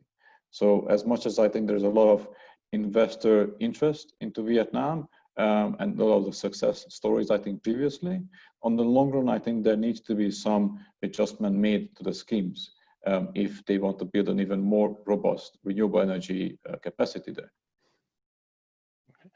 And Lorenzo, what would you do if you need to deploy Total distributed needs to install 4 gigawatt of rooftop solar in the coming 2 years? How would you do that? I think that what Vincent said was definitely true. I mean, one thing is the clarity. The regulation can take any form, but we need to have a long-term clarity, because what's not working really is having this regulation, which is renewed every 6 months for 6 months. This is the worst thing possible for long-term investment, and all solar is long-term, basically. The other thing I think is the grid infrastructure, which is something that they're working on, and it's clearly one of the focus of EVN or the ministry, but I mean, it takes time, and that needs to be improved, because the problems that we have seen with curtailment are not necessarily because of the contracts, but it's because the grid can't cope. And that needs to be solved over the time that it takes. Yeah, so the curtailment issue had to keep coming back. We don't know how much we're going to be curtailed. We don't have clarity on some sort of compensation. We don't know where the grid issues are. The World Bank estimates that Vietnam can handle another 3.2 gigawatts of solar without any grid upgrades. So that means there's room for more, but it also means there's still about 9 gigawatts of grid capacity necessary somewhere. Dr. Valerie, you, of course, your company is on the ground with the technical work. Who's going to build all those extra networks, and where will it come? Yeah, that's a very interesting question. So, and it probably also depends on how you want to run the entire transition of transferring the entire energy system to a more wind solar driven environment. So during the first phase, and we had many discussions when we deployed the first couple of projects of who's gonna build the high voltage transformation networks, who's gonna build the connections. So is it a responsibility of the developer? Would it be a responsibility of EVN? And if you look into other countries, often there's a combination of both of them. So if there's a line already that need to be upgraded, often the investment comes from the local utility who decides to make then a really long-term investment. But on other sides, I've actually seen that developers say, you know, I'm very confident that the increase of GDP and the growing industry in Vietnam enables me to make a long-term investment here, even on the transmission side, and I'm willing to take this. And then at a later point of time, I can still decide if I want to keep it for myself or if I flip it to another investor who's more into infrastructure investment, or if I sell to EVN at one point of time. So I think it's important to look at all different possibilities and see what gets us there the quickest, and where is it most important to start, because I think the investment is so large that not only one company or one regulatory framework can enable to transfer an entire system. Okay, thank you for that. Just checking, Dr. Huang, do we have you back? No, okay. So I would like to spend the last minutes in some questions from the audience. So I think we had a good discussion. I think it sounds like that the issue that always comes back is the uncertainty about the regulatory landscape. Had the grid curtailment, either on paper, am I going to be compensated or not, and a very short time. Dr. Wang, welcome back. Oh, yeah, sorry, yeah, I have a telephone, so I have to answer that. No problem. Thank you very much. I think one of the questions that I have from the audience, and for those people listening in, please feel free to type questions in the Q&A box. And I think, Dr. Wang, you're probably the best person to answer it. What is the unit cost of kilowatt hours by solar compared to other sources in Vietnam? Okay, well, at the moment, it is still higher than hydro and coal, and but it is very much better than diesel, which normally Vietnam has to burn if we have the overload problem, and the overload problem actually is now very clear. So as a renewable, how to say, activist in Vietnam, I go very hard for promoting solar and wind to the Vietnam market, because this is the sustainable, renewable, and how to say, this is still very much cheaper than we have to burn the diesel oil, you know, for supplying the shortage of the country. Yeah. Do we think in the future that solar will remain to be more expensive than coal? Question to the panelists. Yes, I think still solar.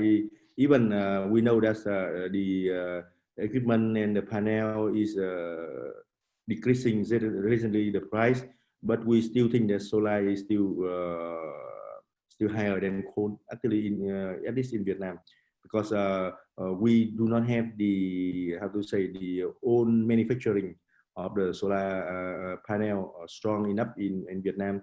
Almost we have to still import from other countries, especially China. Okay. Okay. Yeah. Maybe can I just ask Dr. Huong then what is grid parity, or what is the LCOE for coal-fired power plant in Vietnam? Because my perspective is that you've seen regional projects again tendered out at 4 or 5 cents. I do believe equipment pricing is coming down, LCOE is improving. Granted, we may not be taking into account the transmission line improvements which are necessary. On the other side, maybe the coal, you know, you don't take into account the environmental impact costs as well.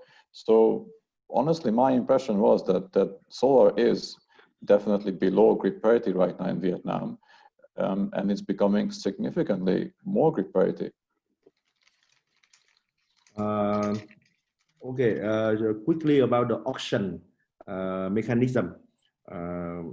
The government now still struggling with that. Even they already have many studies supporting by World Bank, ADB, and GIZ, for example. But they still stuck with some option. And option 1, for example, only for the project we already submitted for the master plan and so on. Option 2, less than 100 megawatt, and just depending on to the transformer substation capability, so it will avoid the curtailment. But this option 2 also they have the timing and the developer have to supply the land, you know, the equipment and everything. For option 3, which is much longer term, but it is not very feasible at the moment. It's something that they want to do similar like, for example, Cambodia with the tender last year with World Bank or IDB financing, and the government supply the land and have owned the permit. But I talked with some, for example, provincial leader, and they said that it will not be feasible because the government cannot supply the land, clear the land for the people, except some very limited the lake, you know, for the hydropower plant, for example. So the surface of the lake will be for the floating solar power plant. Maybe they can provide this, but it's not a lot. So auction will be still a long history in Vietnam. This cannot be very soon, and the government still think that they have to continue maybe the feed-in tariff. And with the feed-in tariff, as I mentioned, the maximum reduction, in my opinion, will be not more than 10% versus the existing feed-in tariff now. Yeah. Yeah. Well, very good. So maybe we a question from the audience, and we keep curtailing. We kind of have an idea of what it means, like curtailment. I need to shut down or something like that. The question was actually, how does it work, curtailment? What drives curtailment? Why are fields being curtailed? And most importantly, how is being decided who gets curtailed and who not? Who can answer that question? I think the last part is the most interesting because that's the $1 million question. Yes. You have the solar me power. or the other guy, yeah. Okay. May I go ahead with that? Please. Yes. Well, I can directly answer to the last question. The one who decide to the curtailment is the National Load Dispatching Center belonging to EVN. And they have the regional load dispatching center in the south called A2 or in the center called A3. And the national load dispatching center called is A0. So they are the one who manage all the operation team of all the power plant. And they will decide to cut the electricity when they see the risk of the overload. And normally, as the moment, they cut equally to every power plant in the region. Not only solar, but sometimes they cut also the wind power plant which already built it before. So this is the mechanism of the curtailment at the moment here. Okay, so it's decided per section and then kind of allocated over the producers there. Is that a fair summary?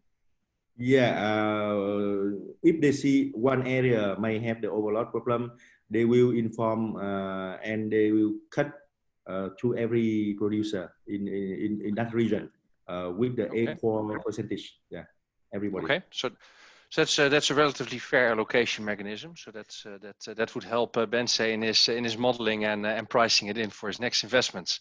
Yeah, one question is, of course, we're still, and one reason why we're having this very conference online is, of course, the whole COVID situation. Do we expect any relief or any expansion of the feed-in tariff scheme? Because there's a lot of delay in both the construction as well as the import of the materials, as well as investors making decisions.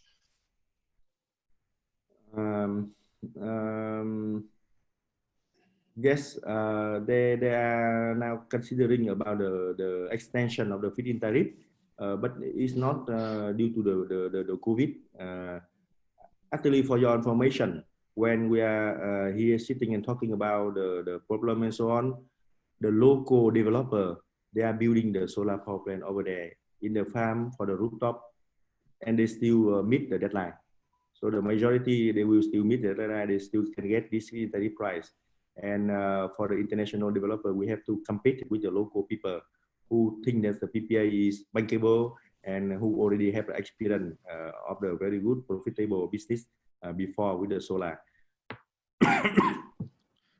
Yeah, if I can add something, we have seen very, very little impact in terms of execution in Vietnam from COVID. I mean, compared to, I don't know, Indonesia, for example, or other countries, the impact has been marginal. I mean, maybe some slowdown in deliveries or some bumps in the road, but which is a normal part for the course, I think, nothing special. I mean, the fire in the silicon factory in China has affected delivery much more than COVID has in Vietnam, I think.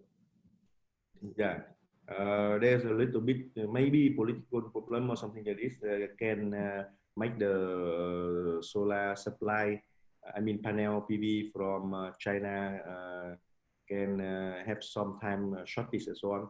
But in general, in Vietnam, the speed for the solar is still okay. The COVID didn't affect too much. If you see here, people still going around in the street, eating, talking, you know, quite normal like before. They only can wear the mask like the fashion, you know, when they are going out to the street and going into the office building and so on. If you go to the restaurant, full of the people, you know, drinking coffee, eating, you know, without the mask and so on. So the life is still quite normal here. Yeah. Very good. Now we're reaching the end of our discussion, so I think we're going to wrap it up. I think how I would like to wrap it up is with circling back to the topic. I would like to ask all of the panelists in 2030, how many gigawatts will we have of solar, and where would they be? I'm going to start with you, Bense. Okay.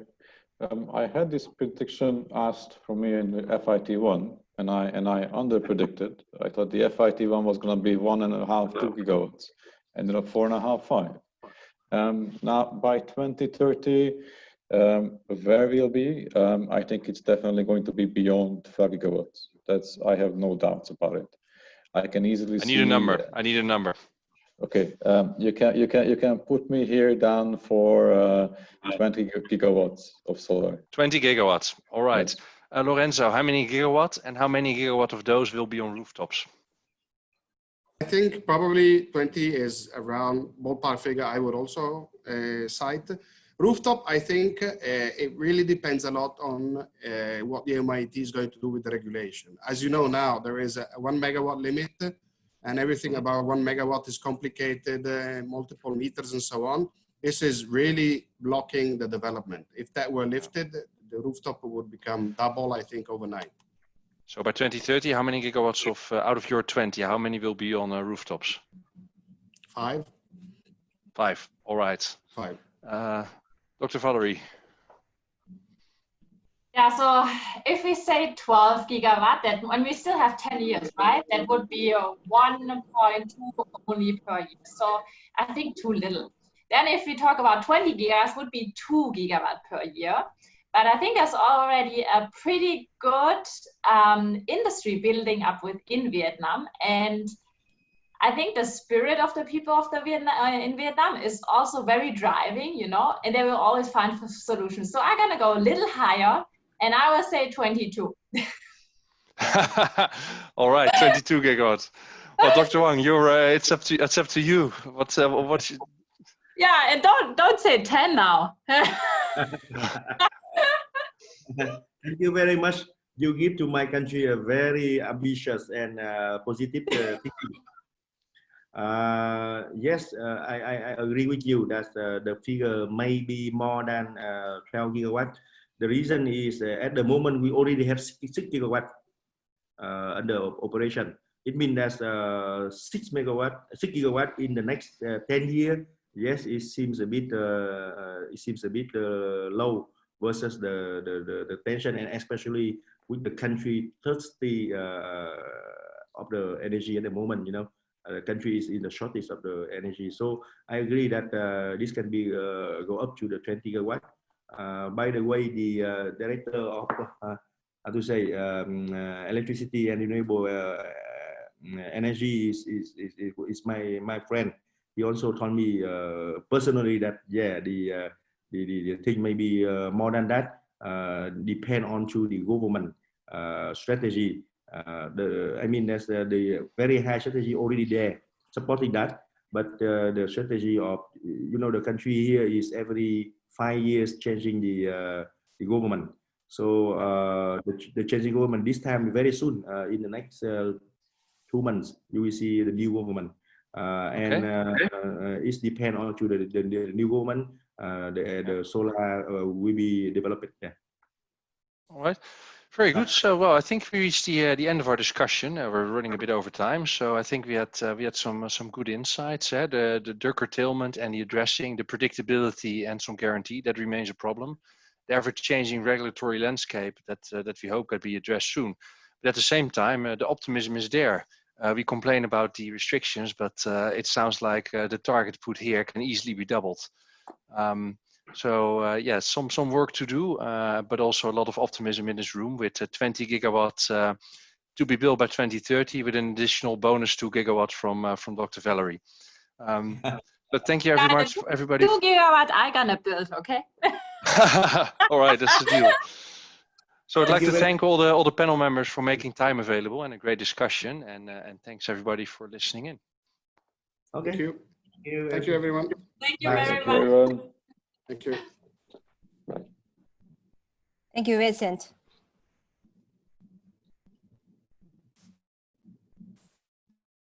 Before we end our today's webinar, I'm kindly invite all of our audience by today to witness how many great companies has been involved in solar PV industry in Vietnam. The first award, outstanding winner, has 2 companies.